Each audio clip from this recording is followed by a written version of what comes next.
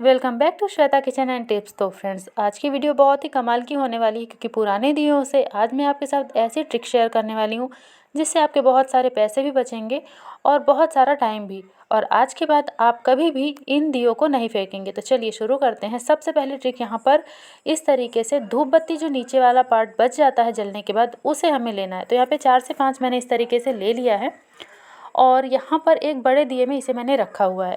और पहले से यहाँ पर कुछ मैंने रुई बाती को भी इकट्ठा कर लिया है और ये 4 दिए मैंने लिए हैं। इसमें से इन रुई बत्तियों को मुझे निकाल कर ले लेना है। किसी में घी है, किसी में तेल है। इस तरीके से मैंने बातियों को इकट्ठा कर लिया है।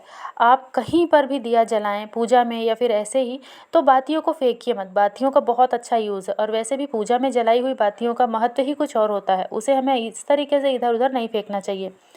तो यहाँ पर इन सारी ही रुई बत्तियों को मैंने इकट्ठा कर लिया है एक बड़े दिए में और इन छोटे दियों को अभी हम साइड में कर देते हैं।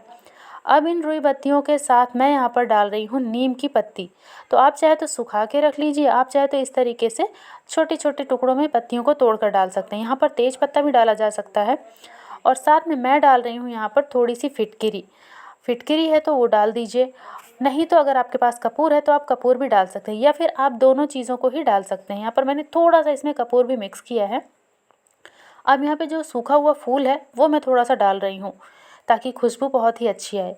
अब इन सभी चीज़ों को अच्छे तरीके से हमें जलाना है। इसमें रुई बत्ती में घी और तेल है तो बहुत जल्दी से ये पकड़ भी लेता है और स्टार्टिंग में बहुत तेज़ी से जलता है, फिर इसे हमें बंद करना होता है। इसीलिए मैंने यहाँ पर इस नीम की पत्ती को हरा ही इस्तेमाल किया है क्योंकि हमें इसे सिर्फ जलाना नहीं है तेज से। देखिए, जब ये थोड़ा सा जल जाए उसके बाद इसके ऊपर हमें पत्तियों को रख देना, तो ये धीरे धीरे जलेगा और फिर धीरे धीरे ये सुलगना शुरू होगा। तो ये आप सुबह शाम अगर अपने घर में करते हैं तो सबसे पहली बात तो जितनी भी नेगेटिव एनर्जी है वो दूर होती है। और दूसरी बात जो कि बहुत ही ज़्यादा ज़रूरी है, जो इस समय में मच्छर है ना, वो बहुत तेज़ी से इसकी महक से भागते हैं क्योंकि इसमें नीम की पत्ती है और फिटकरी कपूर है। इसकी वजह से आसपास बिल्कुल भी मच्छर नहीं आते। इसमें जो धीरे धीरे से धुआं निकलता है वो आपके घर में सभी छिपे हुए मच्छरों को निकाल देता है।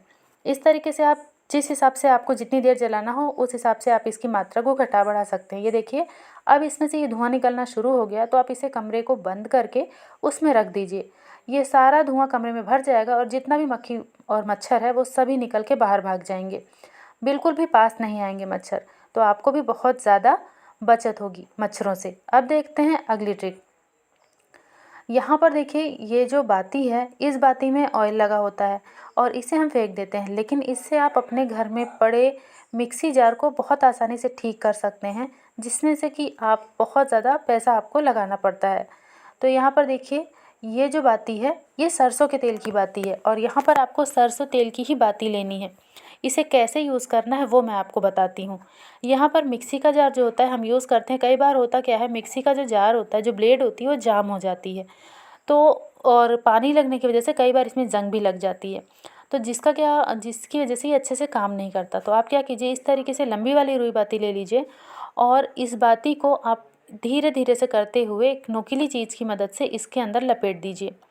जब आप इस तरीके से लपेटेंगे तो इसमें जो तेल लगा हुआ है वो धीरे धीरे रिसता हुआ इसके अंदर जाएगा और ये नीचे तक जाएगा, जिसकी वजह से पूरे में ही ऑयलिंग हो जाएगी और फिर ये बहुत ही अच्छा काम करेगा और जो जंग वगैरह लगी होगी वो भी इससे हट जाएगी।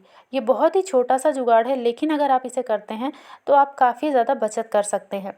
ये देखिए, इस तरीके से मैंने लगा दिया है। अगर बहुत ज़्यादा जाम है तो कुछ देर के लिए आप छोड़ दीजिए और आपका मिक्सी जार बहुत ही बढ़िया काम करेगा।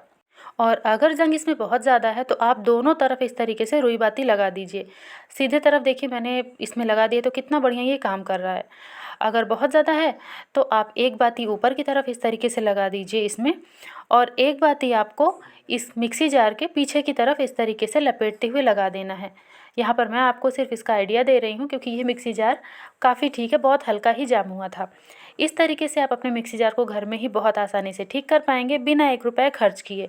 ये बहुत ही छोटी सी ट्रिक है, लेकिन अगर आप इसे यूज़ करते हैं तो आप कई तरीके से अपने पैसों की बचत कर सकते हैं, साथ में टाइम की भी बहुत ज़्यादा बचत होगी। उम्मीद है ये ट्रिक आपको पसंद आई हो। अब देखते हैं अगली ट्रिक। तो देखो फ्रेंड्स, ठेकुआ सभी बनाते हैं, लेकिन अगर आप उसमें नारियल, इलायची और सूजी को पीस कर डालते हैं तो उसका टेस्ट और टेक्सचर दोनों ही बहुत बढ़िया आता है, बहुत ही खस्ता बन के तैयार होता है। अब बिना सांचे के अगर ठेकुआ बनाना है तो एक बहुत छोटी सी ट्रिक है, लेकिन बहुत ही कमाल की। इस तरीके से विस्कर ले लीजिए और इसकी तार को बीच में रखिए और फिर साइड साइड से इस तरीके से आप इसमें पत्ती बना दीजिए। तो बिना किसी सांचे के आप बहुत ही आसानी से बहुत सुंदर सा डिज़ाइन बना पाएंगे। और अगर आपके पास विस्कर नहीं है तो भी एक बहुत बढ़िया ट्रिक है, आप एक चम्मच की मदद से इसमें डिज़ाइन बना पाते हैं और इसे बनाने में आपको बिल्कुल भी टाइम नहीं लगता। पसंद आए तो लाइक शेयर सब्सक्राइब।